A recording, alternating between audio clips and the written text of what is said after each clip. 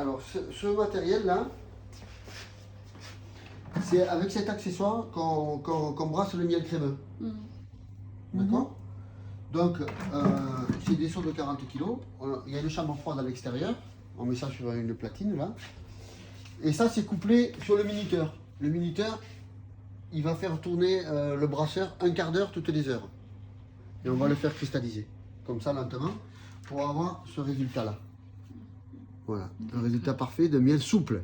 C'est important. Crémeux et souple. C'est souple. Voilà. Ça reste...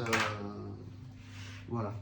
Donc après, voilà, il y a les extracteurs. Ça, c'est une pompe doseuse, c'est pour mettre en pot. Voilà, et puis un peu de matériel de levage. Et le stockage du miel, vous pouvez venir.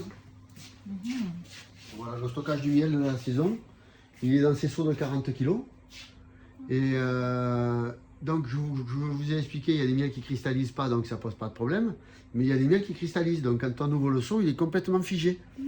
Donc, pour le défiger, c'est-à-dire il est cristallisé.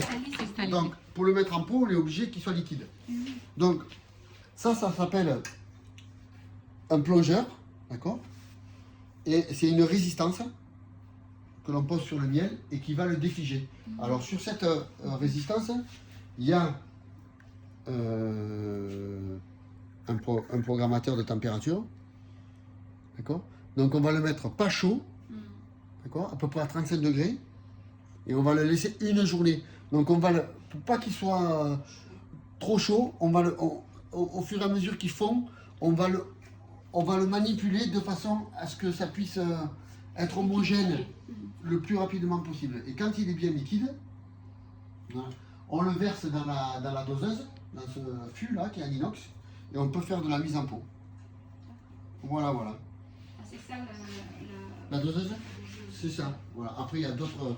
Vous voyez, le crémeux, je le mets dans, je travaille avec ces maturateurs là. Donc on le chauffe un tout petit peu en fait. On le Voilà. chauffe quand Et même, alors, il y a plusieurs équivalences. Le fait de le chauffer peu, pas fort, et longtemps, c'est pas bon non plus. Donc il ne faut pas le chauffer fort, peu de temps.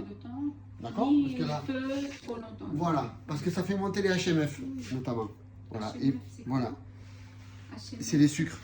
Ah. Voilà. Et voilà, il y a le thermostat là, vous voyez, ça monte jusqu'à 90. Alors ceux qui l'utilisent, franchement, c'est vraiment pas très sérieux quoi. Voilà, voilà, ça s'achète dans À les... combien on peut chauffer le miel finalement? Ben là, il semble qu'il y ait des gens qui le chauffent à 90. Donc, dans la ruche... Donc c'est entre 30... 35, à 35, ça fond très bien. 35.